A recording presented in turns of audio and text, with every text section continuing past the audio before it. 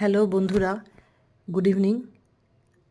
আজ সন্ধেবেলায় যখন ছাদে গেলাম তখন এই মনোমুগ্ধকর দৃশ্য দেখে দারুণ লাগলো এবং সেটা তোমাদের সাথে শেয়ার করলাম। আকাশের রঙটা দেখো, সূর্য আস্তে আস্তে অস্তমিত হচ্ছেন এবং তার ডিফারেন্ট কালার চারিদিকে ছড়িয়ে দিচ্ছেন। এত সুন্দর রঙের কম্বিনেশন দেখে এত ভালো লাগলো যে তোমাদের সাথে শেয়ার না করে পারলাম না।